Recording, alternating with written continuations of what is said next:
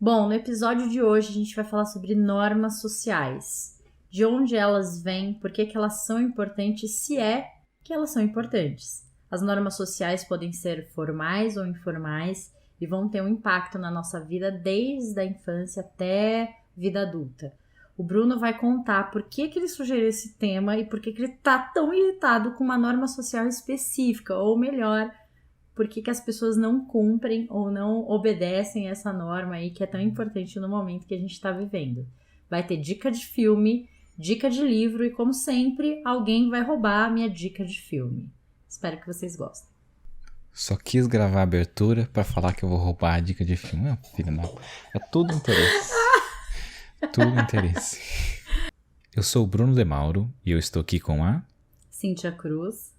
E nós estamos gravando mais um episódio de Corajosamente, o seu podcast semanal, que desde a última vez que eu falei essa frase, nós não atrasamos nenhuma semana. Então é o seu podcast semanal.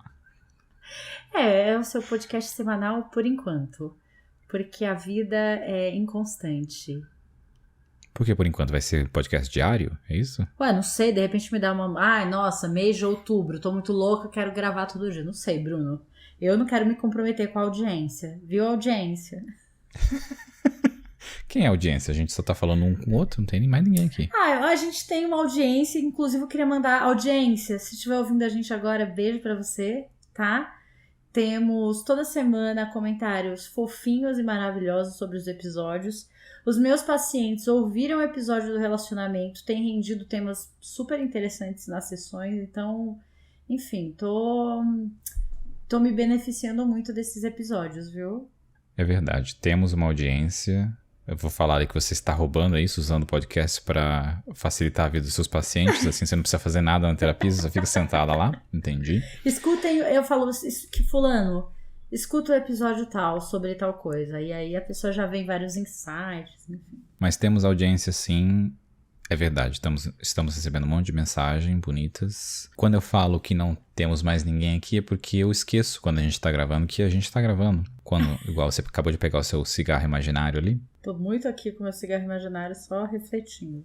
E essa parte a gente tá aqui batendo um papo, gravando e depois jogando no mundo pra ver o que acontece, né? Pra ver se o mundo pega fogo ou se o mundo não pega fogo. Vamos lá, tema da semana, normas sociais. Quem trouxe esse tema foi Bruno de Mauro. Do nada, veio com essa história semana passada, vamos falar sobre normas sociais. Por que isso, Bruno? Você quer justificar o seu interesse pelo tema ou foi só um insightzinho aí? O ódio já está crescendo aqui de novo, de lembrar o porquê desse tema, que foi... Estamos há quase 2 anos numa pandemia global e as pessoas não aprenderam a usar máscara ainda. Então, quando eu vejo, foi uma viagem e, meu Deus do céu, eu só queria matar todo mundo e aquele sentimento foi crescendo. Claro, trouxe para minha terapia e agora trago para minha segunda terapia aqui, que é esse podcast, para a gente falar sobre normas sociais, que não é só sobre a máscara, né? São várias coisas. E vamos ter um bate-papo com muita raiva e muito amor também. Gente, então vamos lá definir o que são normas sociais, pegar uma definição oficial e aí a gente vai trabalhando aqui em cima, tá, Bruno? Olha só. As normas sociais são as regras habituais de comportamento que regulam as nossas interações com os outros. Uma vez que uma forma particular de fazer as coisas se estabelece como regra geral, ela tende a continuar em vigor, porque seu segmento permite prever como os outros irão se comportar e coordenar melhor o convívio entre diferentes pessoas. As normas sociais envolvem nossa natureza social e nosso dia a dia em comunidade. As normas sociais, elas estão muito ligadas ao efeito manada. Então, quando a gente vai olhar para comunidades, como elas se organizam, não só as grandes cidades, né? Mas desde sempre existem regras ali que são seguidas e às vezes são seguidas sem nem serem pensadas ou criticadas ou repensadas, né? Elas vão acontecendo. Eu gosto dessa ideia da norma social quando o autor aqui fala sobre prever comportamentos, porque conviver em grupo é super desafiador e tem coisas que a gente, quando a gente prevê, quando a gente tem uma ideia, fica mais fácil das coisas acontecerem. Por exemplo, numa pandemia onde novas regras sociais foram estabelecidas. Então, eu lembro lá nos primeiros meses de quarentena e tal, o Mercado Livre mudou o logo, né, que era um aperto de mão e virou 2 cotovelinhos encostando e tal, as pessoas se cumprimentando, né, isso ficou muito forte ali no começo. Por quê? Porque a gente tem até uma brincadeira aqui no Brasil que é, paulista quando se cumprimenta é um beijinho no rosto. Pronto, rápido e já, sabe, vamos pro assunto. Carioca são 2 beijinhos. Sei lá se tem alguém no Brasil que ainda dá 3 beijinhos de oi, mas é uma norma social que é até uma piada entre os estados, né? Que paulista é tão apressado que dá um beijinho, enfim. E isso, nos primeiros meses da pandemia, a gente parou com contato físico, assim, justamente pela contaminação. Então, novas maneiras de se cumprimentar, espirrar, né, apoiando no braço e não com a mão no rosto, enfim. E a máscara, que é o que deixa Bruno muito estressado, que essa norma ainda não está totalmente no controle das pessoas. Então, porque a minha pergunta é, de uma forma simples, o que são normas sociais? Regras habituais de comportamento. E elas podem ser formais ou informais. A gente está falando de... Pensando na pandemia, algumas viraram formais, né? Quando vira uma lei, né? Uma obrigatoriedade. Isso, tem uma obrigatoriedade. Mas tem outras coisas que a pandemia trouxe em relação a regras, o distanciamento, esse jeito de interagir, que é um pouco diferente, que não é uma lei, mas que a gente está se organizando, se habituando aí a, sabe, o novo normal, que as pessoas tanto detestam falar, né? Mas é um novo normal de alguma maneira. Uhum.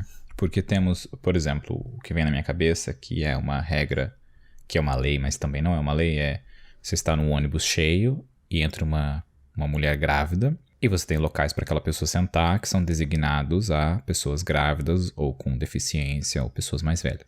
Mas também tem a outra regra que é caguei se aquele lugar tá vago ou não, você levanta e deixa a pessoa sentar. Isso é a parte do não lei, informal. Né? Informal, isso. Informal. Isso. Exatamente. Toda vez que a gente pensa nessas informais, a gente... Nossa, dá para desenterrar bases patriarcais da nossa cultura. Então, a gente tem... e isso gera super debates, né? Sobre essas coisas. Abrir a porta do carro para a mulher, deixar ela passar primeiro, abrir a porta para ela, levantar para ela sentar na cadeira, não sei o quê. Tem uma base machista aí nessas normas que muita gente prefere olhar isso como gentileza, outras pessoas olham como educação e dão os nomes, mas a questão é, a gente é educado desde sempre, de alguma maneira, a fazer as coisas dessa forma, né? Lá no interior tem uma coisa, eu tava até esses dias na rua com o Lu e a gente tava falando sobre isso, de quando o casal está andando na rua, a mulher fica sempre do lado da parede, assim, se tá um do lado do outro, o homem tá do lado da rua, não sei se tá entendendo? Eu lembro dessa regra.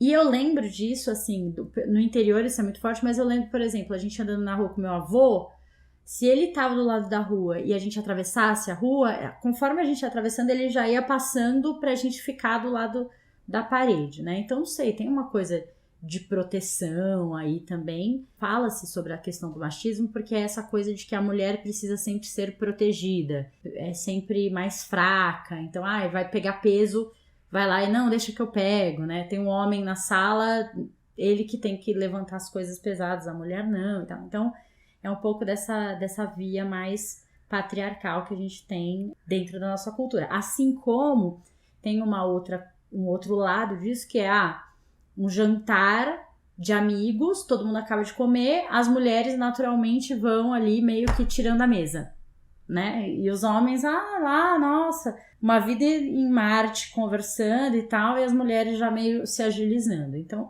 isso tem uma base aí patriarcal, né, e machista da nossa cultura, da nossa educação. Eu queria pegar esse viés para lembrar que as normas sociais, elas vêm desse efeito manada, que é esse efeito dos grupos de seguirem o que a maioria está fazendo, mas também vem da imitação, a imitação é um dos nossos instintos primitivos mais básicos, assim, de instintos de sobrevivência, desculpa, mais básicos, mais iniciais, né? Então a gente aprende as coisas por meio da imitação, imitando os nossos pais, imitando o grupo, imitando a manada. Os bichos são assim, né? Então, viu que a manada correu daquele bicho específico, você vai correr daquilo para sempre. É muito forte esse instinto de imitação do ser humano. Tem um experimento famoso, que eu não lembro o nome, e eu acho que a gente já até falou em algum episódio sobre ele aqui, que é um da sala de espera de um consultório médico, né? Que toca a campainha, todo mundo levanta. E a pessoa que acabou de chegar, não tá entendendo muito, fica ali meio... Mas na segunda, terceira vez que a campainha toca, ela também levanta e senta junto com o grupo, sem nem saber por que ela tem que fazer aquilo. Mas esse instinto, ele é extremamente importante quando a gente está lá no meio da savana, da floresta e tal, para nossa sobrevivência. Hoje, olhando para nossa estrutura urbana e tudo isso tem muitos malefícios, mas também tem benefícios. Eu lembro desse experimento, são todos atores, só a pessoa que chegou não é ator, né? Tipo, começa com 10 pessoas, aí chegou a 11ª que não é ator. E aí eu lembro que aí as pessoas começam, conforme vão chegando, elas não são atores mais, são pessoas aleatórias. E elas vão imitando, e todos os atores já foram embora. E todas as pessoas novas continuam com aquele... Toda vez que toca campainha, as pessoas levantam, depois sentam de novo. Como fica aquilo, parte daquela... De uma forma assim... pequena, aquela cultura ali, né, que foi criada. Quando você ouve esse barulho, você levanta. Me fez lembrar de um outro exemplo também. Eu vou tentar achar os vídeos e colocar na descrição, que é um experimento que são, 5 pessoas, aí são 4 atores e uma pessoa não é, ela é a que está sendo experimentada lá. Não, essa frase ficou estranha, mas você entendeu. E aí tem, tem 6 lápis, e aí um lápis é claramente menor que os outros. E aí eles perguntam para as pessoas qual lápis é o menor, e todas falam que é um outro que não é o menor, e a maioria das pessoas vão com o grupo, que é aquele lápis que é menor, ela fala que o outro que não é menor é o menor. Esse experimento aí do lápis, e fizeram também com riscos, com 3 riscos, sabe? Um grande, um médio, um pequeno. Uhum. E aí, qual o menor? Todo mundo falava que visivelmente era o maior, e o ator no final, a vítima... Não é a vítima, eu também não consigo lembrar. A pessoa que estava sendo experimentada. A pessoa que estava sendo experimentada, ela fala o A também. E depois de um tempo, agora com as técnicas de mapeamento cerebral que a gente tem, a gente consegue examinar as ligações neuronais dessa pessoa. E dá para acompanhar o nervo óptico, inclusive, quando ela responde. Parece que o nervo óptico trabalha de uma maneira que ela passa a enxergar mesmo aquilo como menor. Louco isso, né? E é tão louco e tão assustador que quando a gente vê como a política se estrutura hoje, como as coisas vão se organizando e as informações vão sendo dadas pra gente, é isso, a gente vai acreditando nas coisas como se fosse uma verdade que não necessariamente é. Só que se o grupo tá falando, você vai sendo direcionado, sendo levado a isso. Já estamos falando do livro dos Sapiens de novo? É isso? Uma breve história sobre a humanidade? Não, eu queria dar um outro exemplo, porque eu fiquei, assim, quando eu tava pesquisando, eu fiquei pensando muito sobre como é importante as normas sociais pra gente viver em comunidade nas cidades do tamanho que a gente tem hoje. Imagina assim, antigamente uma comunidadezinha lá com 100 pessoas, 200, sei lá, com 100 pessoas, com 50, você consegue fazer uma conferência ali, todo mundo junto, tá? Agora, São Paulo tem sei lá quantos milhões de habitantes, né? E aí eu também vi um experimento que eles fizeram o seguinte, no mesmo bairro lá dos Estados Unidos, eles mandaram cartas para essas casas falando o seguinte, o seu nível de gasto de energia é tanto, X, só que a sua vizinhança tá gastando menos tanto X, assim, você tá gastando mais, né? Ou você tá gastando menos, parabéns, a sua vizinhança tá gastando mais que você e tal. E aí, eles foram observando o gasto de energia dessas casas nos próximos meses. E as pessoas que receberam a carta falando, olha, você tá gastando mais que a sua vizinhança, que a média da vizinhança, baixou muito o gasto de energia. Só que as outras que estavam abaixo aumentaram, tipo assim, mas se a gente tá gastando mesmo, gasta mais, aqui não tem problema e tal. Então, olha como o impacto é forte na nossa Da inveja, rotina. é isso? Olha como a inveja é poderosa. Cara, isso, nossa, Bruno, dá pra desdobrar em tanta coisa, porque a gente tem as regras sociais formais das cidades, por exemplo, a regra de trânsito. Seria inviável uma cidade como São Paulo acontecer na rotina que ela tem e tal, se nós não tivéssemos regras de trânsito para ponderar ali o que as pessoas têm que fazer, para onde tem que ir, que lado da rua tem que andar, que velocidade e tal. Só que mesmo assim, você tem a opção de se desviar dessas regras, né? Você pode não fazer daquela maneira. E o desvio de uma regra social formal é chamado de crime.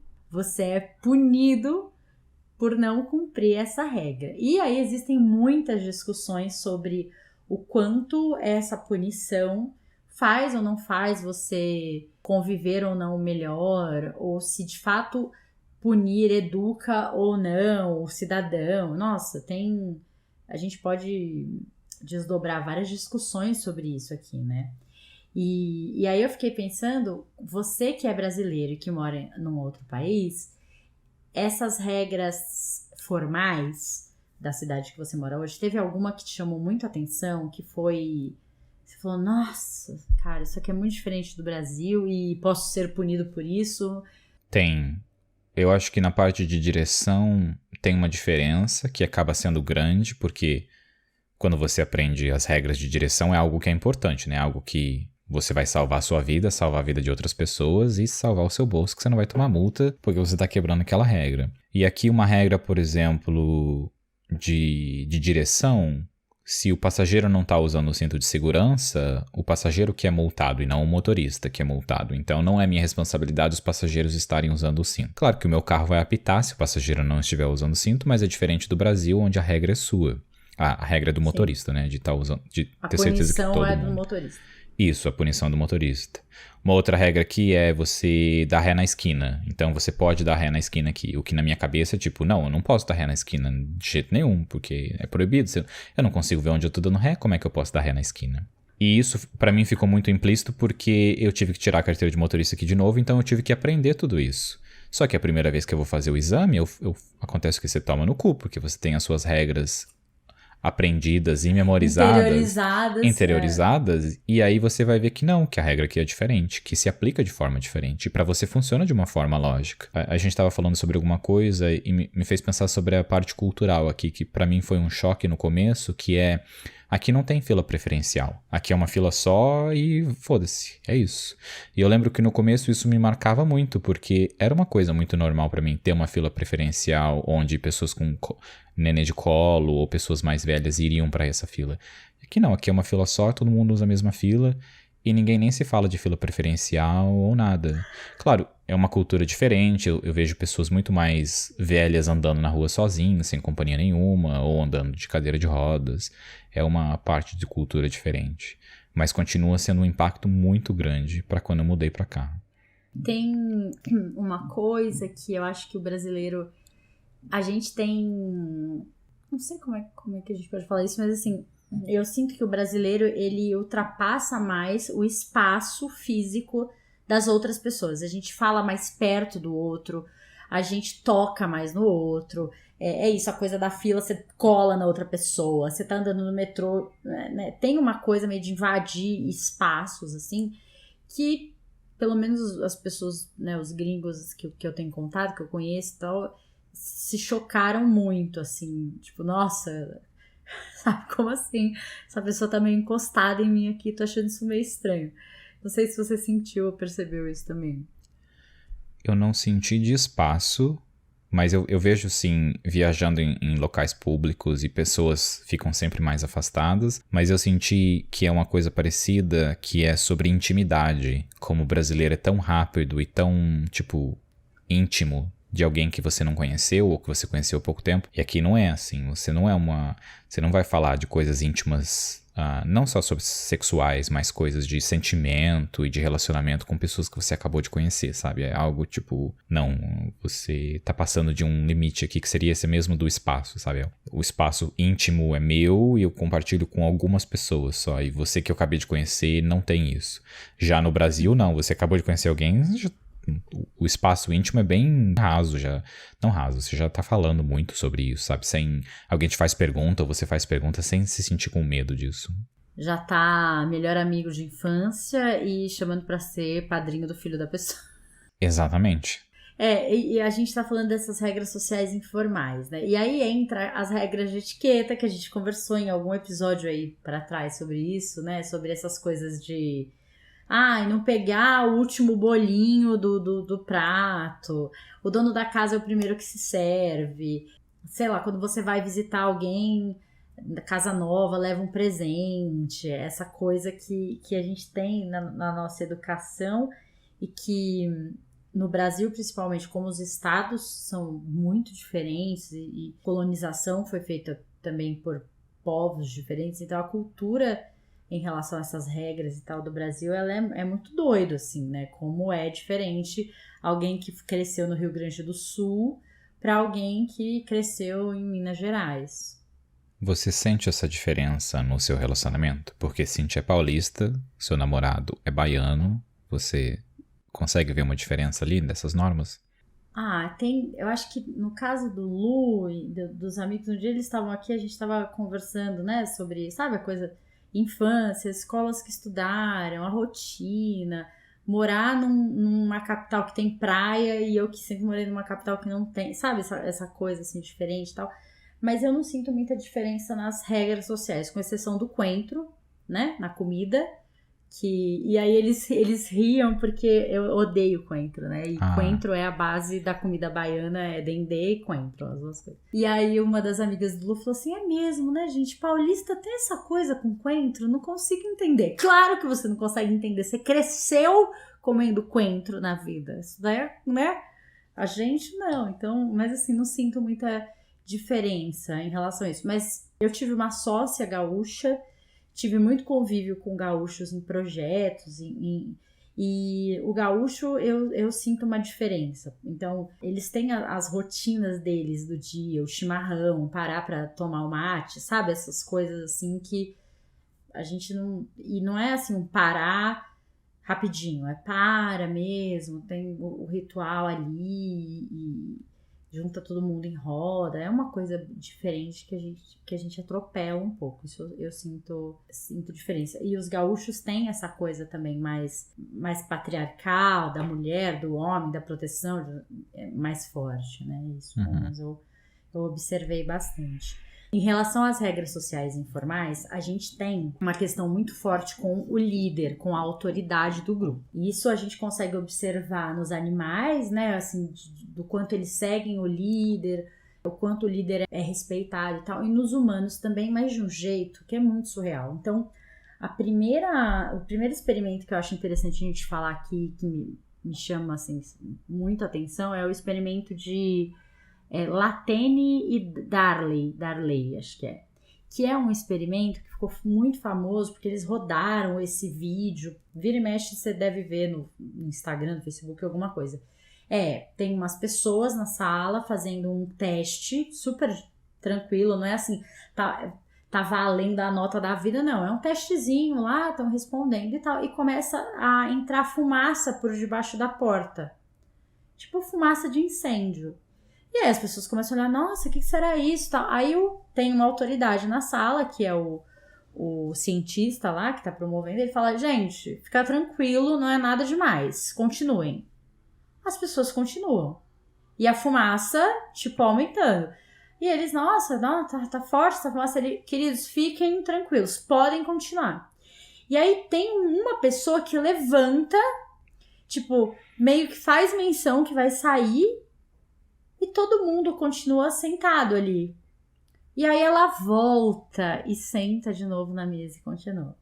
E esse experimento, enfim, repetiram várias vezes e tal. A autoridade faz toda a diferença. Eu lembro que no meu primeiro dia na faculdade, primeiro dia de aula da faculdade, a gente chegou, né, prédio novo, aquela confusão e tal. E era um prédio novo mesmo da Uninove. Eles tinham acabado de inaugurar o prédio da Vergueiro. Beleza, chegamos pra aula e tal. Aí, na hora do intervalo, a gente viu uma fumaça. Assim, eu lembro que eu tava dentro da sala. Sabe quando você olha meio assim? Aí passou uma menina e falou: gente, desce que o prédio parece que tá pegando fogo, o prédio. Cara, todo mundo deu risada. Falou: tá bom que a gente vai cair nesse papo de trote. De, sabe? Tipo, tá, vai lá, o trote. E que a gente continuou na sala e a fumaça começou a aumentar. Só que era uma fumaça branca, assim, uma fumaça clara, sabe? Até que o segurança veio e falou: gente, vamos descer e tal. E aí, quando a gente vem o bombeiro sala, e fala: vamos sair da sala. Aí sai. Quando o segurança veio e falou pra gente sair, a gente saiu. Quando a gente saiu, cara, tava o andar inteiro, assim, meio branco, parecia uma névoa, não dava pra ver um palmo na frente, assim. E o prédio era novo, tipo, ninguém sabia direito pra que lado ir. Foi uma coisa horrorosa, todo mundo saiu do prédio. E o que aconteceu? Realmente pegou fogo, só que pegou fogo foi fogo curto-circuito, né, elétrico, e aí pegou fogo naquelas divisórias de isopor. Então a fumaça não era aquela fumaça de fogo na madeira e tal, enfim, quer dizer... Era mais tóxica ainda, né? Que era, exatamente, pior ainda, né, que é muito mais tóxica do que...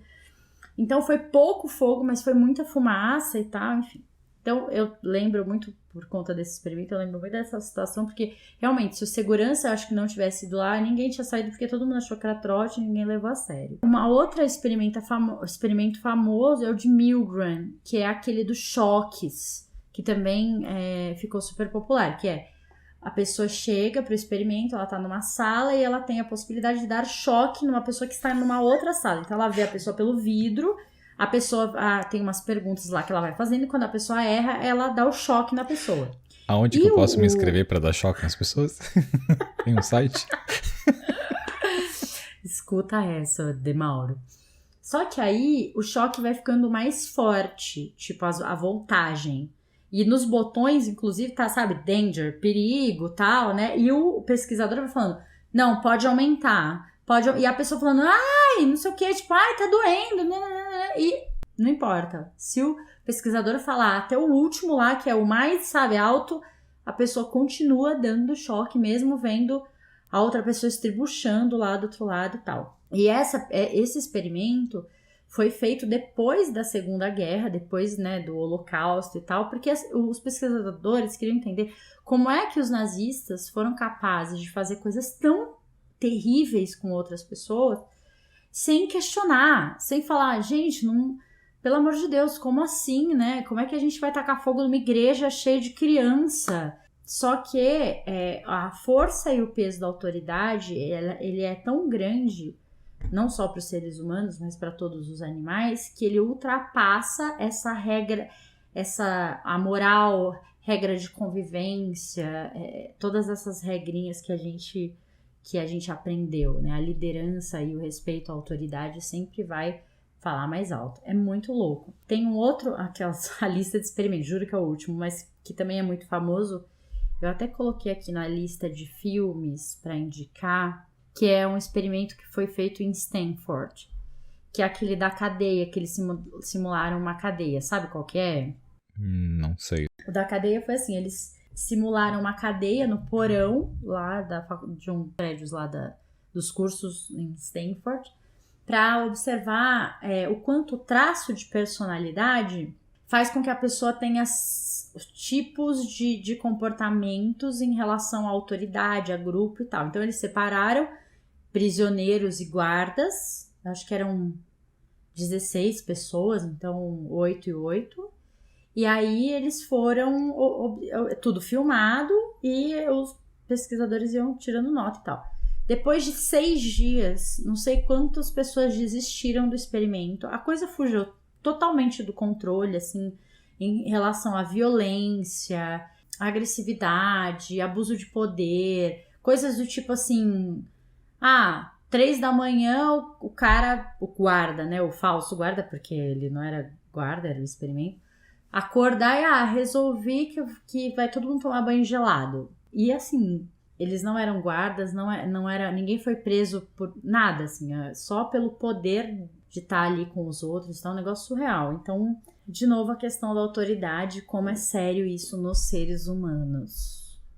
Eu lembro de ver um estudo, que é um estudo que eu vivo, essa parte, foi feito no Brasil, acho, numa escola, eram tipo, adolescentes fizeram um estudo, né, eles criaram uma barraquinha de vender picolé, acho, e não tinha ninguém na barraquinha,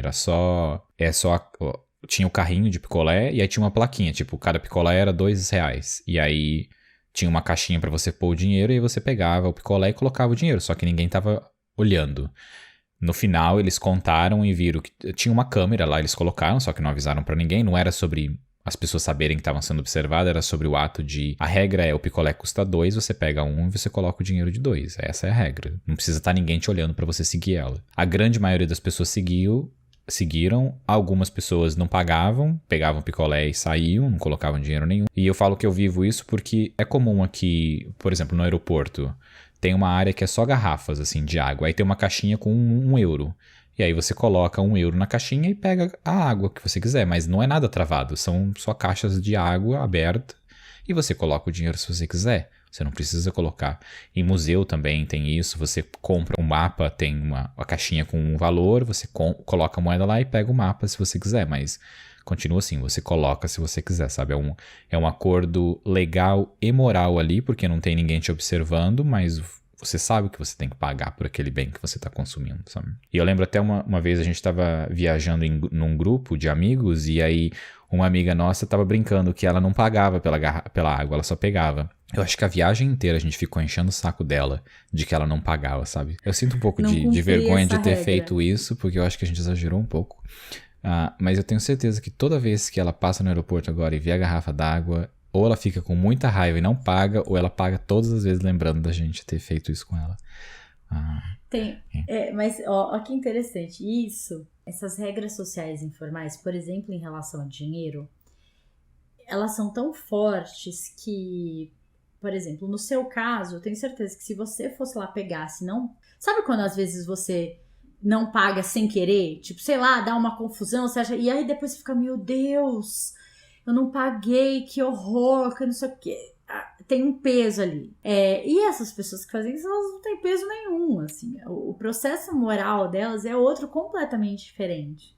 E aí quando todo mundo, só que aí tem a pressão social, tipo, todos os amigos falam, meu Deus, que horror, que pessoa é você, como assim, sabe, né? Aí a pressão social também tem um peso muito forte. O experimento de ESC, que é esse do lápis, né? Que no caso desse não tem uma autoridade específica, não é um chefe lá falando o lápis maior é esse, é o grupo inteiro falando, nossa, isso não é legal.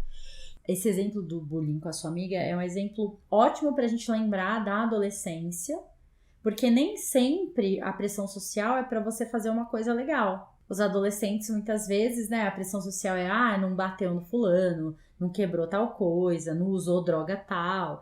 E essa pressão é tão forte, e a nossa necessidade de fazer parte do grupo também é tão forte, que a gente acaba fazendo coisas, se envolvendo em coisas que, né, enfim, não tem nada a ver. Esses dias um paciente meu recebeu uma mensagem de um menino que estudou com ele na faculdade, lá, sei lá quantos mil anos atrás, e o menino falou, olha, eu tô fazendo terapia e tal, né, e hoje eu percebo quanto o trote que vocês fizeram comigo foi maléfico pra minha vida social, pros meus relacionamentos e tal, não sei o que, né, porque eles davam, sabe aquela história de dar um apelido pros calouros? E aí eles deram um apelido pra ele lá, super vexatório, horroroso. Aquilo mexeu tanto com ele que, enfim, deixou ele inibido a faculdade inteira e gerou outros problemas, né? E aí o meu paciente estava falando quanto ele não se sente culpado, ele se desculpou com a pessoa e tudo, falou, olha, nossa, eu tinha um monte de aluno, né? Eu não vou lembrar especificamente dessa situação, mas, enfim... Só que ele falou assim, eu não me sinto culpado porque todo mundo fazia isso. Não fui eu que criei esse apelido. Provavelmente eu fui a pessoa que falou, mas eu nunca fui de criar apelidos. Outros, só que é o grupo fazendo. E é por isso que trote é um negócio tão perigoso e tem todo um movimento nas universidades aqui do Brasil de diminuírem trote solidário, fazer coisas diferentes. Porque imagina, um grupo inteiro pressionando aquelas pessoas que acabaram de chegar, que querem fazer parte do grupo, que, nossa, tem um efeito numa idade super delicada, né? E eu penso do lado oposto, né? Porque se a gente for, no mesmo exemplo dessa menina, se nós fôssemos um grupo de amigos que não pagássemos nunca pela água e ela fosse a única pessoa que pagasse pela água, a gente ia fazer o bullying. Como assim que você é otário e paga pela água? E aí ela se sentir no mesmo lugar de tipo, está sendo fora do grupo e a pressão social é para que você não siga as regras, né? Para que você seja o oposto. O livro que a gente leu no Clube do Livro lá, o do Freud, eu lembro quando eu estava lendo a parte sobre quando você faz parte do coletivo e você não sente culpa porque a culpa é do coletivo, né? Você não tá tomando uma decisão. Quem tá tomando decisão é o grupo e o grupo tem moral diferente do indivíduo. Então você comete um crime, você comete um assassinato ou um bullying de fazer alguém sofrer num level que você não se sente culpado porque exatamente, tipo, tá todo mundo fazendo, o coletivo tem a sua própria moral e a sua moral é colocada de lado por causa da moral do coletivo, né? Eu lembro que quando eu tava lendo isso e vendo o que tava acontecendo no Brasil, eu tava só pensando, tem muito, o ser humano é assim mesmo. E dá pra ver muito de como isso é a falta de sentir remorso ou moral num ato de violência coletiva, porque tá todo mundo fazendo aquilo, né? Então, de uma certa forma, entre muitas aspas, aquilo é visto como uma forma certa. É muito assustador, é muito grave, é um tema sério. Até quando a gente pensa, quando você pensa no professor e na escola, assim, na turma, que é uma autoridade, a diretora, sabe, a secretária de ensino, o vereador, o prefeito, o governador, você vai subindo, enfim, o impacto é enorme, é sério. A gente tem aqui no Brasil essa mistura da religião com o Estado, né? O Estado é laico só na fachada, porque não é verdade. Então, essas regras vinculadas à religião, que são normas sociais, só que vinculadas a uma crença, sendo forçadas a grupos que não levam aquilo a sério. E é muito difícil você respeitar aquela norma social quando você não faz parte do grupo. Então, é difícil a gente enxergar e entender essas regras, né? Eu tenho... Muitas das minhas primas são evangélicas, né? E elas têm essa coisa de não sair de jeito nenhum sem o marido, não viaja sem o marido ou sem os filhos. A partir do momento que elas casam, toda a vida delas é focada naquilo. E é difícil para mim, que tenho uma vida completamente diferente, não julgar. A gente julga, acha que, que bobagem, mas nossa, que anos, né, século XXI, a pessoa ainda nisso, não sei o quê. Mas, enfim, faz parte das normas sociais daquele reduto ali e cabe respeitar, desde que não esbarre no seu processo também, né? Assim como não me cabe julgá-las, também não cabe que elas julguem a minha vida, a maneira com que eu vivo e tal, que normalmente não acontece. Né? A gente tava falando antes de começar a gravar esse episódio sobre o julgar, né? Que todos nós julgamos, só que a gente decide o que fazer ou não com aquela informação, né? E cada um escolhe o que quer fazer da vida, mas infelizmente a nossa cultura força muita coisa nas pessoas de seguir essas regras de eu só posso fazer se a outra pessoa deixar e tipo... você pode até achar isso legal, mas no final você tem que fazer o que você quer fazer, né? Indiferente do que se a outra pessoa vai deixar ou não. Próxima pergunta é: o que seria de nós sem as normas sociais? Putaria. Era tudo. Casa pegando fogo, tudo. Aquela história de mulher de amigo meu pra mim é homem, vai pra água abaixo. Não, aquela frase, na verdade, a mulher de amigo meu é igual a minha mãe. Tem que ser assim a frase. Porque é igual homem, não cola, não. Todo mundo se come, então não tem essa de mulher, não. Se falar mulher de amigo meu é igual a minha mãe, é igual mãe, aí beleza, eu concordo. Agora se falar que é homem, não dá. Não tem isso. Mas você acha que se não tivesse regra social, seria uma putaria? Seria, mais do que já é. Eu penso muito nessa evolução social e de onde a gente é hoje, pensando sobre direitos das mulheres, direitos dos homens, direitos de casamento de pessoas. E eu vejo como a gente evoluiu muito do que era antes, Uma parte porque as regras sociais antes era tipo, foda-se os seus direitos, né? Os homens que têm direito de tudo e foda-se isso. Então a gente vem evoluindo nesse sentido. Mas eu acho que se a gente não tivesse regra social, a gente voltaria a essa parte de quem tem poder decidiria as coisas, né? Então quem tem dinheiro decidiria a vida de quem não tem dinheiro, como era antigamente. Sempre foi assim antigamente. Hoje continua de uma forma, mas o coletivo tem um poder também. Não é como antes, que vão matar todo mundo que se opor a quem é o poder. Depende do país, né? E você, o que você acha que seria? Não, eu acho que tem a coisa do dinheiro, né? Quem tem dinheiro tem o poder. E tem a coisa também do... Quem tem arma, quem tem uma capacidade maior de machucar outra pessoa, matar outra pessoa. Então, quem é mais forte, né? E eu lembro do filme Ensaio sobre a Cegueira. Puta Você já merda. assistiu? Já. Ensaio sobre a Cegueira? Vou dar como dica de filme aqui, que eu acabei de ter Tá, ideia. eu que vou dar. Safado. Não sei se você vai ler. Tem uma cena, pra não dar spoiler aqui, mas chega uma hora assim que um dos caras lá que tá cego, né? Ele parece com uma arma. E aí ele submete todo mundo né, às regras dele e tal, porque ele tá armado. E aquilo fica... Nossa, super... É horrível, né? Aquele período que eles parece uma cadeia, sei lá, uma casa, não sei o que é aquilo, uma coisa horrorosa. Então tem isso, assim, também, né? Eu acho que se a gente não tivesse norma social, é muito louco, né? Deixa eu reorganizar minha lógica aqui. Eu acho que hoje, que a gente tem tantas normas sociais, muitas vezes a gente se pega se sentindo oprimido sem nem saber direito pelo quê. Pela cultura, por essas regras, por essas normas meio nada a ver, pela religião e... Nossa, isso é extremamente opressor e tal. Só que, por outro lado, sem as normas sociais, ia ser uma barbárie. Porque a regra social também tem um pouco de a ver com a sua moral, com o seu processo ético, do que fazer, por que não fazer. Então, eu tenho uma sensação que seria um negócio de olho por olho, dente por dente mesmo, assim. Seria inviável uma comunidade assim. Quando a gente pensa nos índios, né, eu não tenho... Isso não é meu objeto de estudo, eu não tenho muita propriedade para falar, mas eu passei o feriado com uma amiga que convive e estuda comunidades indígenas há muito tempo.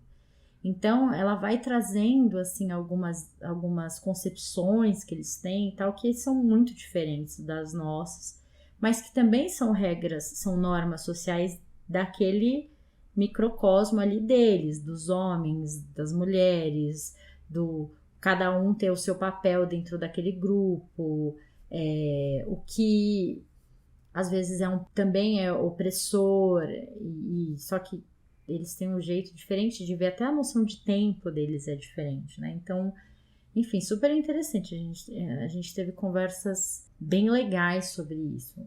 Quando a gente tira a regra, no começo pode até parecer algo como, por exemplo, pessoas que criam locais e vão viver, compram um sítio e todo mundo vai viver naquele sítio, e aí no começo todo mundo vive em paz e tal. Só que o que vai acontecendo tem sempre essas pessoas que têm um poder maior sobre as outras, que têm o poder de convencer as pessoas, de tomar essa liderança e tal. E eu vejo que na maioria das vezes acontece como a liderança da cadeia lá, daquele experimento que você colocou, sabe? Quando a pessoa tem o poder, ela começa a pensar em coisas diferentes, né? Ela começa a ter atitudes diferentes e entender o coletivo de uma forma diferente. Eu vejo muito as guerras ou esses países com ditadores e tudo mais, é porque uma pessoa foi mantendo um poder e foi crescendo com aquele poder e quando você vê não tem mais volta.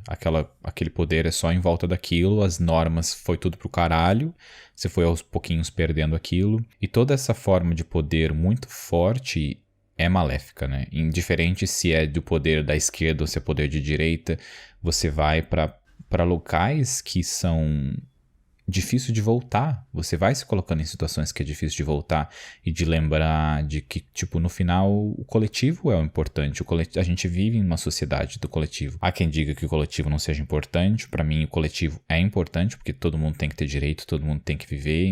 Mas o excesso de poder sempre, depois de um período longo, vai gerando essa cagada de ir tudo pro caralho. Eu tenho um amigo que morou numa ecovila fora do Brasil e no Brasil, e ele fala que a questão do ego continua sendo forte, não importa que você tá numa ecovila, Zazalauê toda maravilhosa. Só que o ego e o poder, ele acontece em vias diferentes. Então ele tava me contando uma vez uma situação que era assim, o cara lá do grupo que sabia, que tinha mais domínio sobre as ferramentas que eles usavam para plantar, que tinha mais conhecimento, ele tinha mais poder.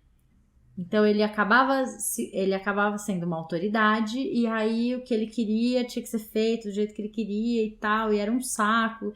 Então, assim, não importa o tipo de sociedade que você tá, essa questão do poder vai sempre acontecer, e conhecimento é poder, enfim, a gente conversou bastante, a gente sempre conversava muito sobre isso, assim, ele sempre falava, será que não tem jeito, né? Sempre vai ter essa história de alguém querer se sobressair, e essa questão do privilegiar o indivíduo ou privilegiar o grupo, é uma discussão direita-esquerda, é uma discussão, né? Enfim, isso também a gente pode destrinchar isso de várias maneiras. O que acontece de fato hoje é esse abismo social que a gente tem.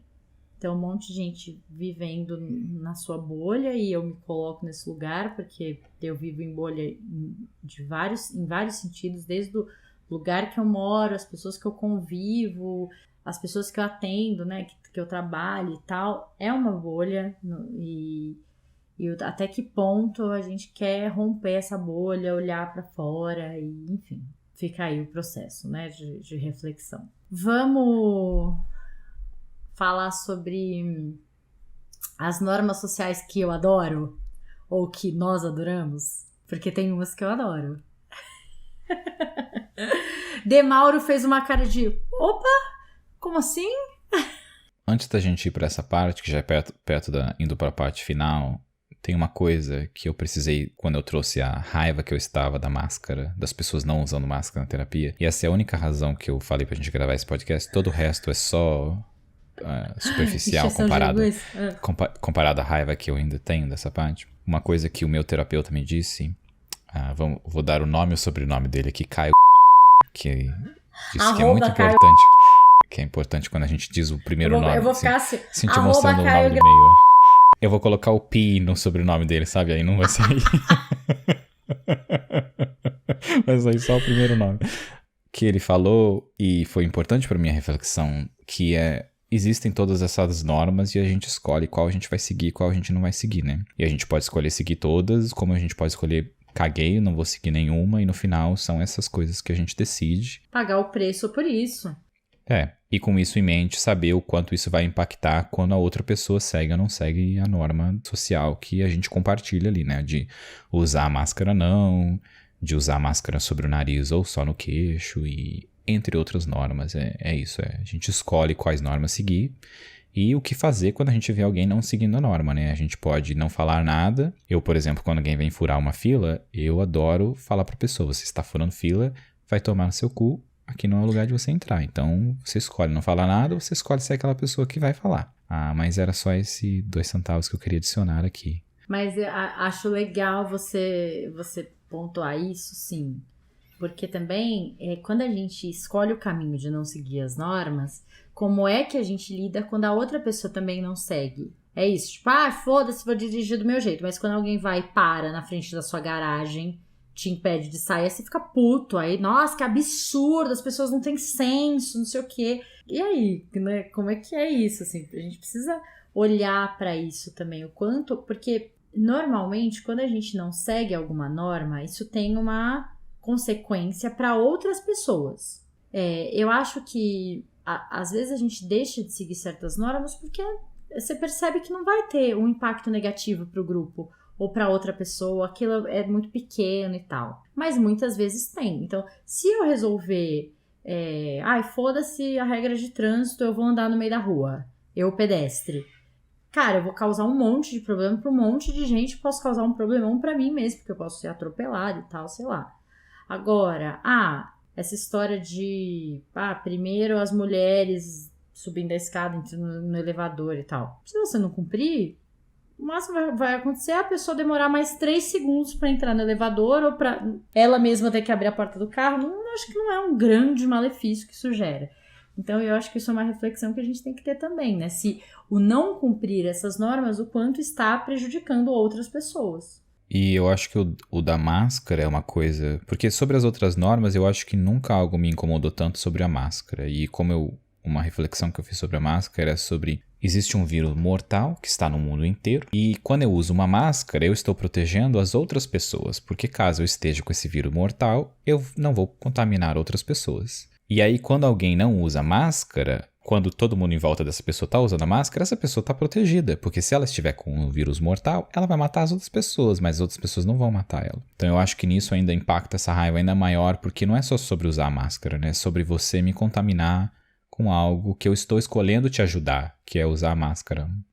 É aí que tá a distorção, porque a pessoa que não usa máscara, na cabeça dela, e eu já ouvi muitas pessoas falarem isso, né? Ah, mas se eu me contaminar, o problema é meu, eu que vou ficar doente. Querido, não é só sobre isso. É sobre você estar contaminado e estar contaminando outra pessoa, né? Ela olha só um lado do negócio.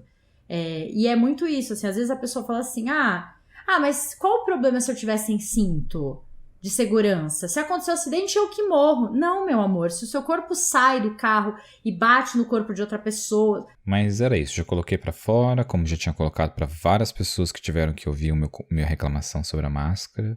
E se você não usa máscara, pau no teu cu. É simples assim. E se você não usa máscara, fica aí a reflexão sobre o quanto você pode estar prejudicando outras pessoas e não só você mesmo. Beijo do Corajosamente pra você que tá ouvindo Cíntia, a gente não usa máscara. Manda beijo, mando tomar no cu isso. Porque eu tô carinhosa hoje. Mas quero falar das normas sociais que eu adoro. Que eu sigo e acho ótimo. Primeira norma social que eu acho maravilhosa, que é quando você convida alguém pra jantar, ela traz o vinho. Eu adoro essa norma social. Jordana, toda vez que vem aqui em casa, traz vinhos maravilhosos. Jordana, se você estiver ouvindo a gente, beijo pra você e pra sua lista maravilhosa de vinhos. Sempre muito bem escolhidos e tal. Eu amo essa regra. Acho ótimo. Acho que a pessoa tinha que trazer 2 vinhos. Mas vai beber os 2? Não importa. Fica aqui na minha casa como presente por ter recebido você. Amo essa norma social. Jordana está convidada para vir na minha casa. Por favor, Jordana, quero saber que vinho é esse que você fica trazendo, que Cíntia está com um sorriso de orelha a orelha. Então, venha cá e traga esse vinho. E ela depois ainda manda a lista. Depois eu falo, Jô, esse vinho que ela já, compra aqui. É maravilhosa. Uma outra norma social que eu adoro é essa eu sei que as feministas vão querer morrer comigo, mas eu adoro essa história de abrir porta, carregar coisas. Eu acho, tão fofo e maravilhoso. Adoro esse cavalheirismo, assim, de entrar primeiro no elevador, não sei o quê. Acho fofo. Acho muito fofo. Tiro proveito. Vou pegar uma sacola, nem tá tão pesada. Nossa, tá muito pesada essa sacola aqui. Alguém vai e carrega pra mim. Acho maravilhoso. E aprendi isso a duras penas. Eu lembro que uma vez eu fui fazer uma reunião com um cliente meu, advogado, né? E aí a sala dele era aquelas salas de aqueles escritórios imensos, chiquérrimos e não sei o quê. E o escritório tava em reforma, então na mesa dele não tinha as 2 cadeiras na frente pra... Sabe quando você senta com a pessoa na mesa, assim? Uhum. E aí eu cheguei pra falar com ele, não tinha as cadeiras. Eu olhei assim em volta e tinha, tipo, no outro canto da sala aquela, sabe, um sofazão com 2 poltroninhas, não sei o que, né? E eu fui lá puxar a poltrona pra sentar ali na frente da mesa dele com ele, porque a gente tinha que fazer uns negócios no computador. E a poltrona parecia leve, mas ela era muito pesada. E eu lá de salto, saia, sabe, envelope, não sei o que, tentando puxar. Ele olhou aquilo e falou, Cíntia, pelo amor de Deus, pede ajuda, sabe, pra que isso? Vamos sentar ali no sofá, não sei o que. Puxou o negócio, enfim. E depois disso eu fiquei mais tipo, não vou carregar, não vou pegar, tô de salto, mas de salto. Gente, uma mulher que tá de salto não tinha que carregar nem a própria bolsa. O que é isso? É muito sofrimento social. E você, Bruno? Normas sociais que você gosta? Você falando sobre isso me fez lembrar uma norma social que é usada no Brasil, mas não é usada aqui. Que é quando você vai num date a primeira vez, no Brasil o homem paga a conta e aqui não, aqui você divide 50-50. Eu gosto desse negócio de pagar conta também, adoro. Então, porque na nossa cultura é um gesto de cuidado também, né? Vamos podendo entrar nessa parte de que a cultura do homem se trabalhar e a mulher não ter dinheiro, que eu entendo, mas acaba virando como um gesto de cuidado. E eu tenho muito, tipo, a primeira vez sim, aí depois dos outros a gente já divide. É só essa primeira vez. Que seria como abrir a porta, né? Que o tempo todo é um saco e todo mundo trabalha, então vamos dividir as contas. Mas aqui não funciona assim. Então, quando eu saio com uma pessoa nova aqui, eu tenho que pensar se eu vou pagar a conta e falar, na minha cultura, esse é um gesto importante pra mim, como isso vai ser, ou se eu simplesmente vou pagar 50-50 e aí não preciso falar nada, só divide a conta e tá beleza. Mas esse é um gesto que eu gosto e que às vezes eu escolho não fazer por causa da cultura ser diferente, e é uma merda. Mas eu escolho não fazer às vezes. Eu sou muito prática e tenho preguiça de confusão, né? Então, assim, quando... Essa história de, paga meio a meio, faz a conta, às vezes tá em grupo de amigo, vai me dá uma irritação, por exemplo, mas ficou, sei lá, R$40,35 pra cada um ou R$40,25? Pelo amor de Deus, paga todo mundo 40, o resto... Sabe essas coisas? Tem um pouco de preguiça dessas coisas de dividir conta. E mulher, eu, né, tô falando aqui do meu grupo de amigos. Cara, a gente foi viajar agora em 9 pessoas, Bruno. 9 mulheres. Você tem noção que era pagar uma conta num restaurante? Era tipo assim, o garçom parava a vida dele pra... E aí a gente já tem uma norma nossa do grupo que é, pelo amor de Deus, divide igual. Mas a fulana tomou suco no foda-se. Divide igual, porque, pelo amor de Deus, se for saber, o que cada uma consumiu em 9, nunca mais você sai do restaurante, que isso não é vida. Eu tenho preguiça disso também. Muita preguiça das pessoas dividindo, mas essa preguiça do dividir a conta... O que eu comi era 10 a menos do que você, então a gente não vai dividir igual. Cada um vai pagar o seu, tipo... Porque eu fico pensando exatamente no garçom, na encheção de saco. É pro cara, tem 20 pessoas na mesa e tem que dividir. Então divide igual. Ou... Vou dar uma dica de viagem, que na verdade agora nessa viagem que eu fiz, o amigo que sugeriu um aplicativo que chama Splitwise. E se você tá viajando junto, se você vai num bar, você pode usar tipo o Nubank ou um outro aplicativo que se todo mundo tem a conta lá, beleza, um paga e depois manda, divide igual pros outros, foda-se. As pessoas, você pode cobrar as pessoas pelo Nubank lá, o split da conta. Mas esse é pra viagem longa. Então a gente tava viajando, ficou 10 dias viajando, então eu pagava o jantar, ele pagava a gasolina, a mulher dele pagava não sei o que lá, e aí a gente ia colocando tudo nesse aplicativo. Aí no final da viagem tinha o quanto eu paguei, o quanto cada um pagou, e o aplicativo dizia o que cada pessoa devia pra cada pessoa, e acertava e acabou, pronto, fim do mundo. Meu Deus, que coisa maravilhosa, Bruno, preciso dessa... Porque a gente, menino, mas foi uma confusão. E era assim, vamos supor. Sei lá, a gente vai entrar em alguma cachoeira, tem que pagar R$5. Gente, deixa que eu passo aqui. Fazer pix de R$5? Gente, pelo amor de Deus. Pelo amor de Deus. Enfim, é isso. Você tem mais alguma norma? Esse aplicativo estará na descrição do podcast, caso você queira ver. Acho importantíssimo. Vou te mandar primeiro para ver se funciona aí no Brasil também, né? Temos que testar, mas deve funcionar. Sim.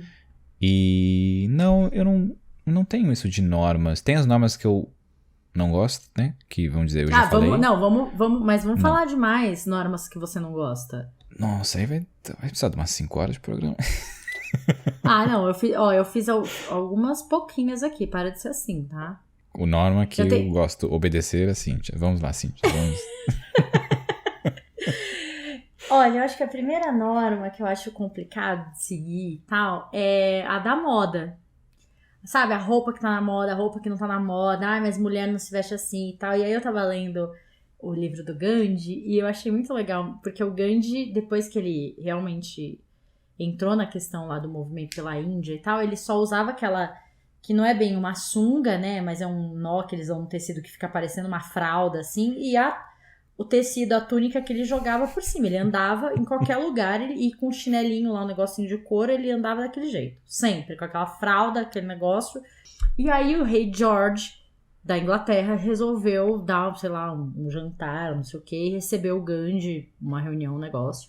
E todo mundo, assim, ninguém queria saber o assunto da reunião. Todo mundo só queria saber se o Gandhi ia pra um jantar real com aquela fralda dele, com a túnica, com aquela roupa dele. Com aquela fralda dele. Porque você sabe o que eu tô falando, né? Não é uma sunga, é um negócio meio fofo, assim, sei lá, parece uma fralda mesmo. E os jornais lá só falavam disso e tal, beleza. O Gandhi foi com a roupa tradicional dele, foi recebido, e o rei George tava com uma roupa E a rainha, né, que esqueci, acho que é Mary. O rei, né, foi de sunga também, né, de fralda. O rei e a rainha com a roupa deles lá, super de evento, de gala, com todas as condecorações penduradas. Enfim, aí no final do jantar, os jornalistas, Gandhi, e aí, né? Você foi com a roupa e você foi com essa roupa mesmo? Aí ele falou, sim, fui com a minha roupa tradicional, porque o rei George estava vestido por nós dois. Que era tanta joia, tanta coisa que, nossa, ele tinha roupa ali pra nós dois, não era só. Então eu acho que essa coisa da moda de, não se usa mais isso, nossa, mas você gosta desse tipo de roupa, nem se usa mais. Eu acho difícil e delicado, porque, sei lá, a gente julga as pessoas, às vezes a pessoa não tem dinheiro pra acompanhar essa moda, às vezes tem outros interesses aí por trás desse tipo de coisa e tal, então é uma norma social que eu acho complicado. Me fez pensar nisso, de que se fosse hoje em dia o Gandhi ia falar que ia com aquela roupa que ia gerar engajamento, né, nas redes sociais, então por isso que ele foi com aquela roupa. E me lembrou também essa parte que a gente falou da preguiça, do dividir o dinheiro. Eu lembro muito quando eu não tinha dinheiro e quando às vezes eu saía e não consumia muito, porque exatamente, tipo, eu só tinha R$10 quando eu saía, então eu só ia poder pagar R$10. Então eu entendo partes de pessoas que não querem gastar muito ou estão com plano de comprar um carro, comprar uma casa, ou seja lá o que for, e ter essa divisão por esse lado, lembro disso. Hoje, sinto preguiça. E é para isso que existem as comandas individuais, né? Gostamos quando os restaurantes já fazem ali, aí facilita a vida. Agora, aquela, né, listona lá e tal, enfim. Falar saúde depois que a pessoa espirra. Gente, qual a necessidade disso? Sério. Tipo, saúde, se tá espirrando, nem saúde tem. Ai, mas não, eu tô desejando saúde. Ninguém quer saber o que você tá desejando. Deixa a pessoa espirrar quieta na dela. Mas vira um hábito, não é? Você falar saúde. É uma norma social. Tipo, se você não fala, todo mundo fica te olhando com aquela cara. Agora, você imagina... Eu já participei de reuniões, por exemplo, que tinha uma pessoa gripada, que isso jamais vai acontecer depois de uma pandemia, né? Acabou essa história da pessoa gripada estar numa sala com mais 8 pessoas espirrando. Cada vez que a filha da puta espirrava, todo mundo... saúde. Parava... Saúde. Pelo amor de Deus, gente. Que saúde. Tá doente. Fica em casa. Não fica dando rolê na rua quando você tá toda cagada. Essa é a minha norma social que eu não vejo sentido. É engraçado como essas normas se adaptam, né? Porque imagina a gente tá numa reunião no Zoom, aí alguém espirra, todo mundo tira o mudo do microfone, fala saúde e depois coloca o mudo de novo. Ninguém faz isso.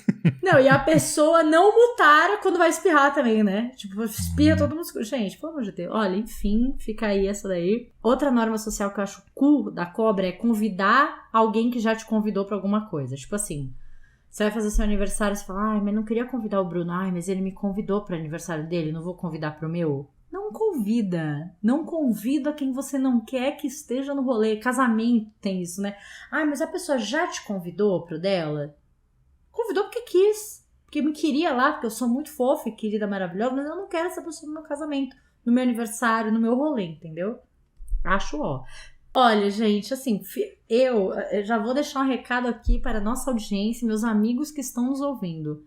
Não ache que porque você me convidou para alguma coisa, eu vou te convidar para outra. Isso não tem nada a ver, tá? Isso não tem nada a ver. Na minha visão acho que essa pessoa tem a ver com esse rolê, com esse evento, ela vai gostar das pessoas que estão aqui. É isso que eu levo em consideração. Nunca porque me convidou para alguma coisa, de jeito nenhum. De jeito nenhum. Odeio fazer as coisas forçadas. Outra norma social que também não faz o menor sentido. Não telefonar pra pessoa depois das 10 da noite. Não, hoje é no telefone, nunca mande mensagem. É isso. Não tem mais que ligação. Não se faz ligação pra ninguém. Gente, pra mim, a pessoa pode mandar mensagem a hora que ela quiser. Só que eu vou responder também a hora que eu quiser. Se ela quiser mandar mensagem 10 da noite, áudios de 9 minutos, 3 da manhã, nossa, não tem problema nenhum, mas eu não vou responder esse horário. É isso. Mas sabe uma coisa que eu sinto mal com essa parte? É que no Brasil as pessoas usam o WhatsApp pra trabalhar, né? E aí acontece, às vezes eu preciso falar com uma pessoa, por exemplo, na minha empresa a gente tem um aplicativo pra mandar mensagem. E aí eu mando as mensagens quando eu lembro, no fim de semana e tal, e a pessoa vai ver na segunda-feira. Só que no WhatsApp não é assim, né? Se eu mandar mensagem pra alguém no domingo à noite, porque eu lembrei, a pessoa vai receber a mensagem e vai estar trabalhando o tempo inteiro. Então, o Brasil tem que parar de usar o WhatsApp pra trabalho. Não pode, é muito trabalho, a não ser que você tenha 2 celulares, não vai ter 2 celulares, que é um cu. Mas eu acho isso uma merda. E eu tento seguir a regra de não mandar mensagem para as pessoas no fim de semana ou tarde se é relativo a trabalho.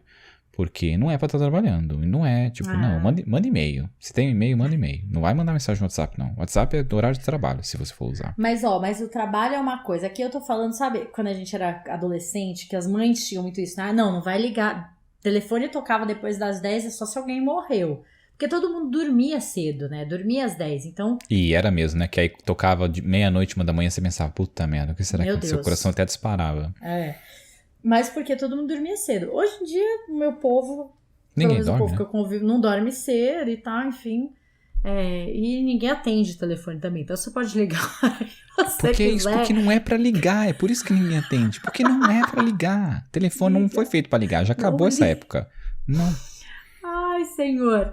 Bom, tem mais alguma norma que você acha assim, tipo, odeia com todas as forças, acha que não faz sentido e O que você me falou de roupa, eu vejo que eu estou evoluindo muito nisso. Eu gostava muito de me arrumar mais e me arrumo. Tenho meu terno, tenho minhas roupas que me sinto poderoso, marca a bunda e tudo mais. Mas eu vi... Quando foi? Ontem foi domingo, né? Eu fui numa loja aqui, sabe aquele de jardim, tudo pra casa, não sei o que, e fui de pijama. Foi a primeira vez que saí de pijama na rua e eu lembro que delícia que foi. Foda-se, vou de pijama nesse lugar, roupa rasgada, e como isso foi bom, sabe? Porque até o Danilo, mandar um abraço pra você, que quando eu vou pro Brasil eu geralmente eu visito ele. Eu lembro uma vez, acho que foi o ano passado que eu tava no Brasil, e aí eu tava vestindo uma roupa, acho que era que eu uso de pijama também. E aí eu lembro que ele olhou pra mim e falou assim, você vai sair assim? E eu olhei assim e falei, qual é o problema de eu sair desse jeito? Ele falou, não, você não vai sair comigo com essa roupa. E óbvio que eu saí com aquela roupa, né? Não ia não sair com aquela roupa, ainda mais quando alguém te diz, a pessoa está te sentindo mal porque você está se vestindo de um jeito mal pra aquela pessoa, sabe? Merece bullying. Tem que ir com a roupa pro amigo ficar em choque. Isso. Mas, gente, as pessoas não sabem, né, Bruno, que qualquer roupa confortável, você acha que é pijama. Tem esse lado também que precisa ser falado aqui, né? É verdade, porque eu dormi com essa roupa aqui. Com essa camiseta. Trabalhei com ela hoje também e agora já vou tomar meu banho, vai para lavar e vou pegar o meu pijama de amanhã, que é a minha roupa de trabalho também. Mas é verdade, qualquer roupa, todas as roupas pra mim são pijama. Roupa nova também, foda-se, é pijama, tudo é pijama. Queria deixar o recado pro Danilo aqui, que é, agora eu evoluí. Se ele achava que antes era roupa que não ia sair comigo, ele precisa ver agora. Mas, é diferente, por exemplo, tal roupa tá na moda. Você colocar a roupa e falar, meu Deus, fiquei gato com essa roupa mesmo, nossa, não sei o quê. Do que você pôr uma roupa, nem achar tão legal, mas, vou usar só porque tá não, mas é que tá na moda agora, enfim, né, E a minha amiga tava falando do marido, que a gente tava, uma das meninas lá no grupo não sabia o que é Faria Limer. Porque a gente tava num restaurante, gente, São Tomé das Letras, não tem onde mais ser Zazalauê, aquela porra daquele lugar, né? Cachoeira, montanha, enfim, é super Zazalauê. E aí chegou um grupo, assim, de pessoas e tal, e uns caras meio Faria Limer, tipo, sabe aquela roupinha de Faria Limer, enfim. Uhum. E aí eu falei alguma coisa, falei, nossa, é bem Faria Limer, né, o grupo, não sei o que, ela não sabia o que era, a gente explicando, ela falou, nossa, meu marido não era Faria Limer, era uma pessoa que, enfim, usava roupa mais larga e tal, e a partir do momento que ele começou a trabalhar lá na Faria Lima, cara, eu fui percebendo gradativamente as roupas ficarem mais justas, o sapatênis mais caras, o coletinho mais caras, o coletinho fofinho lá, não sei, com o cabelinho cortado igual. Ela falou, nossa, é muito louco, pressão do grupo, né, assim, a gente brinca com a coisa do Faria Limer, mas o dress code de quem trabalha nessas empresas e tal, ele, enfim, né, fica todo mundo meio parecido mesmo. Então, e aí o que acontece? Porque eu trabalho com tecnologia, não tem dress code, foda-se. É tipo, vai de pijama. bermuda, vai de chinelo. Não, pijama eu ainda não tinha ido. Eu trabalho de pijama de casa, mas é diferente de ir pro escritório de pijama. Bom, eu vou deixar meu recado pro Danilo também. Se prepara, Danilo, que vai ser, com certeza serão rolês bem aleatórios com Demauro com seu pijaminha pelo Brasil. Vamos pros filmes? Vamos. Já dei a dica de um filme ali, né? Lá pelo meio. Começa você. Não vou roubar seu filme, não. Não vou, mas é porque aquele filme é tão foda que eu pensei, puta merda, por que eu não pensei nesse filme? Bom, o meu primeiro filme, que é meu filme é Ensaio sobre a Cegueira, que fala muito sobre, e aí, quando não tem norma social, né? O que acontece, enfim, Como é falei, foda. vai tudo pro caralho, putaria, casa pegando fogo, Nossa, é isso. o bicho pegando. O experimento de Milgram tem na Globoplay, daquele dos choques elétricos que eu falei e tal, eles fizeram, né, o filme, assim como tem o experimento de aprisionamento de Stanford, você pode ver, os dois são filmes, e eu quero dar uma dica de canal no YouTube, não de filme. Então, a gente tinha um canal na TV que dava só experimentos malucos. Não, mas esse canal do YouTube ela fala de, nossa, não sei quantos, sei lá, experimentos. É a doutora Vera Rita de Mello Ferreira. O canal dela é sobre psicologia econômica. E a psicologia econômica estuda muito essa coisa do movimento das massas e tudo isso. E ela tem vários vídeos falando de vários experimentos. É muito legal. Gosto. Então, experimento de Milgram, experimento de aprisionamento de Stanford e o canal da doutora Vera Rita de Mello Ferreira. E eu pensei sobre 2 filmes, me senti um pouco superficial agora, de você dando esses filmes super reflexivos e o caralho, os meus vão ser filmes populares mesmo. Achei importante compartilhar esse sentimento. A gente se completa, para de ser assim. Isso, faz um coraçãozinho, beijinho pra você se sentir melhor. A Cíntia roubou o filme que eu tinha roubado dela.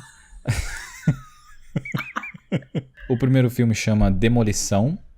É um filme sobre um cara que ele perdeu a esposa dele. E é uma parte de processo de luto e de como ele passa por isso e tal. Não quero falar muito sobre isso, que vai ser spoiler, mas os links dos trailers de todos os filmes e livros que mencionamos estarão na descrição. E um outro, que é um filme meio relaxante assim, mas vou dizer o filme, depois eu digo por quê.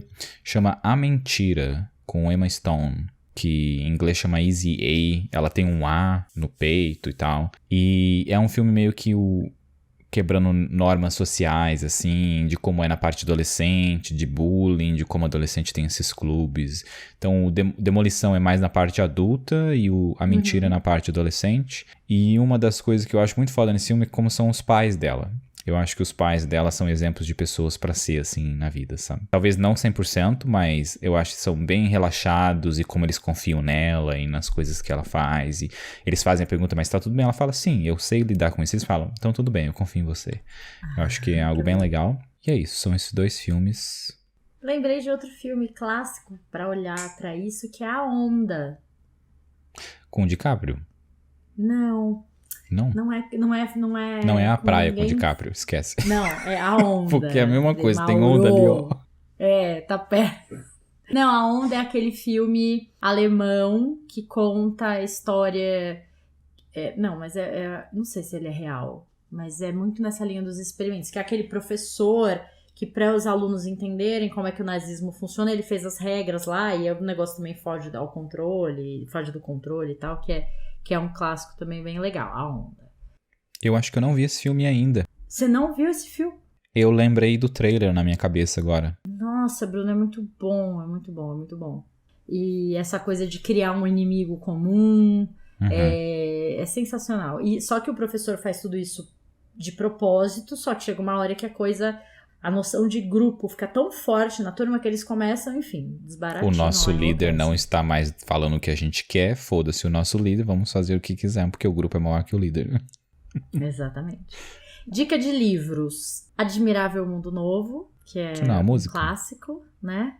Também é uma música, mas tem o livro do Aldous Huxley, que é uma sociedade totalmente organizada seguindo os princípios científicos. Então, ele cria... um livro super clássico, né? Ele cria o tópico e tal. Como seria uma sociedade em que tudo é organizado e delimitado por meio dos princípios científicos.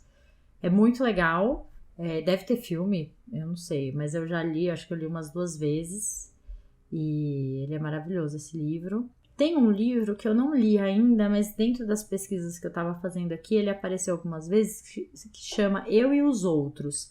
As Regras da Convivência, da Maria Helena Pires. E eu acho que ele fala muito sobre idosos também. Essa coisa do jovem e do velho, da convivência e tal. Então, Essas são as minhas 2 dicas de livro. E o Ensaio sobre a Cegueira é um livro também, né? Se vocês quiserem ler ao invés de ver o filme, eu não li o Ensaio sobre a Cegueira. Eu acho que eu não tenho estômago pra ler esse livro. O filme já é difícil pra caramba, né? Nossa. É isso, Demauro. Você está satisfeito? Você que estava tão revoltado com as normas sociais, ter falado sobre isso exorcizou o tema ou ainda tem coisa pra resolver? Exorcizou. Depois de algumas sessões de terapia, encheu o ouvido dos meus amigos e agora dos nossos ouvintes. Estou feliz. Então tá, gente, como vocês sabem, vocês fazem parte do nosso processo terapêutico semanal, né? Você acha que tá ouvindo a gente, nossa, minha vida vai ficar mais legal, mais conteúdo. Não, meus amores. Faz tudo parte do nosso experimento social, que é o Corajosamente. É isso, beijo, vejo vocês, ouço vocês, vejo os recados de vocês semana que vem. É isso, um grande beijo e tchau, tchau.